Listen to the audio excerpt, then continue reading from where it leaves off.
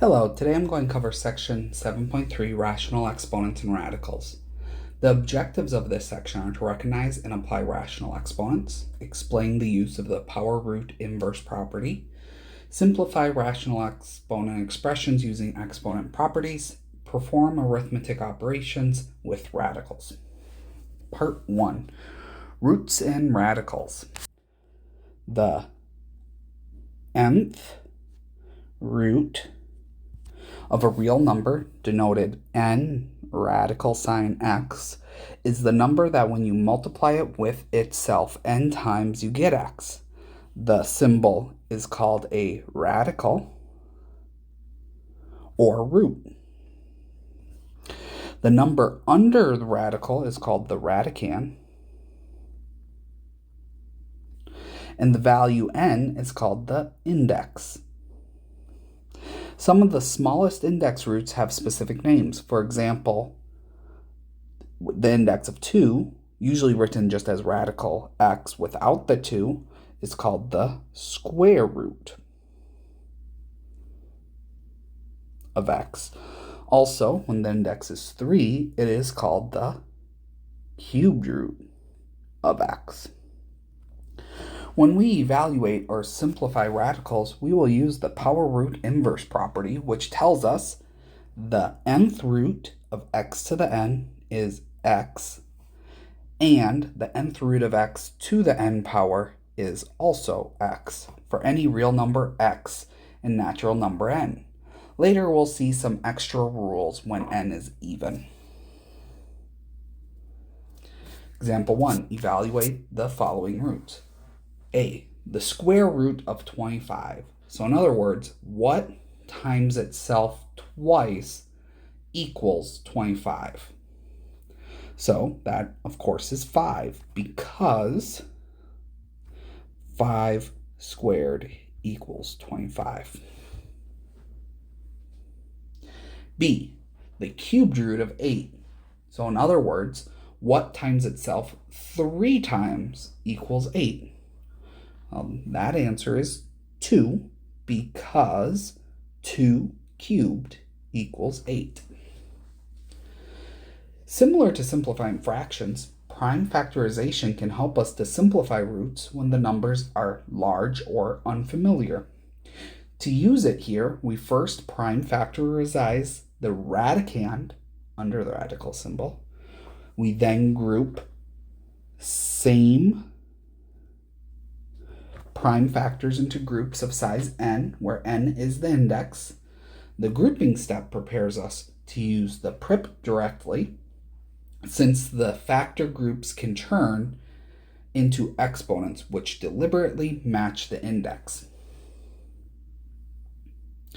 For example, to evaluate the square root of 36 this way, I would first prime factorize 36 and organize into groups as follows. So 36 equals 6 times 6, which is 2 times 3 times 2 times 3. Then using the commutative rule, that's 2 times 2 times 3 times 3, which is 2 squared times 3 squared. We can now use the properties of exponents in prip as follows. So since 36 is the same thing as 2 squared times 3 squared, the square root of 36 equals the square root of 2 squared times 3 squared, which is the square root of 2 squared, times the square root of 3 squared, which is 2 times 3, which is 6.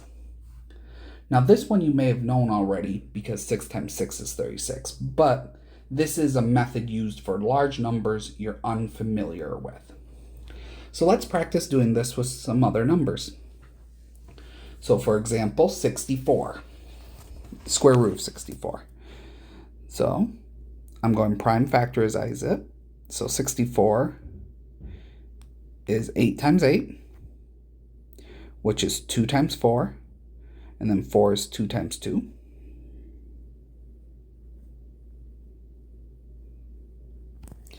So then this is the square root of, now I'm going to group these in 2's. So there's 2, so I get 2 squared. There's another 2, so I get another 2 squared. And then there's another 2 2's, so I get another 2 squared. That way, I can just say this is 2 times 2 times 2, which is 8. So the square root of 64 is 8. B, the fourth root of 81. Well, 81 is 9 times 9, which is 3, 3, 3, and 3. Now, instead of grouping them in 2's, I'm going to group them in 4's. Well, there are only 4 3's. So this is the fourth root of 3 to the fourth, or just 3. Now, 64 I already have, but because I'm going to be highlighting different groups, I'm going to just redo it real quick. So 8, 8, 2, 4, 2, 4, 2, 2, 2, 2. Because this time, instead of taking the square root of 64, we're taking the cubed root of 64. So I need to group the 2's and 3's. So there's one group of 3. And there's another group of 3. So this is the same thing as the cubed root of 2 cubed times 2 cubed, which is 2 times 2, or 4. So the square root of 64 is 8, but the cubed root of 64 is 4. And now the fifth root of 32. So 32 is 4 times 8, which is 2 and 2, which is 2 and 4, which is 2 and 2. Now I need to group these in 5's. Well, there are only 5 2's, so there is only one group. So this is the fifth root of 2 to the fifth, which is 2. Again, similar to fractions, not every radical evaluates to an integer.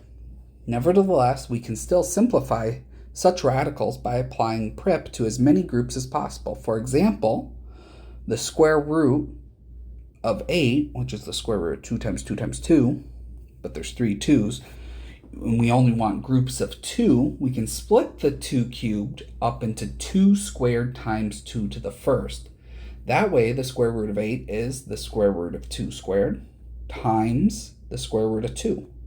Well, now the square root of 2 squared, that is 2, but the square root of 2, we can't simplify that any further, so we get 2. So even though the square root of 8 is not an integer, we can still simplify it to the 2 square root of 2. Simplifying the following roots as much as possible. So we have square root of 24 and square root of 72. So again, just like before, I am going to start out by prime factorizing it.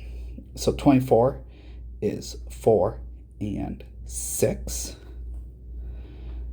4 is 2 and 2. And 6 is 2 and 3. And because I'm looking for groups of 2, well, I see one group of 2 there. So then we get the square root of 2 squared times 2 times 3. But since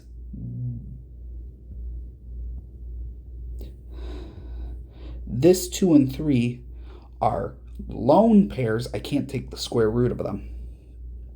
But the square root of 2 squared is 2, and then I can take 2 times 3 to get 6. So 2 square root of 6. Now for 72,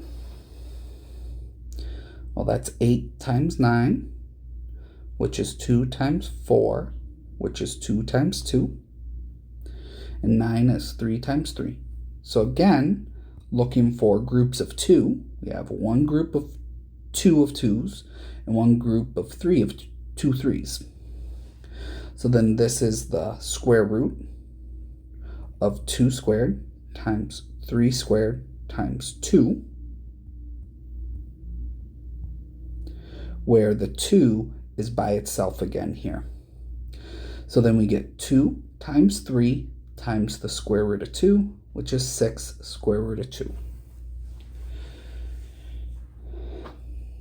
A note, Both 3 times 3 is 9 and negative 3 times negative 3 is 9, which means both undo the squaring operation. Here we always mean the positive root when writing square root of x. For any even index, we distinguish negative roots by placing a negative sign in front of the radical. For example, the fourth root of 81 is positive 3, while the negative fourth root of 81 is negative 3. Otherwise, if there is no symbol in front, then we are dealing with a positive root. In fact, we can't even take the root of a negative number. For example, the square root of negative 9 is not a real number. And that is it for part 1 of section 7.3.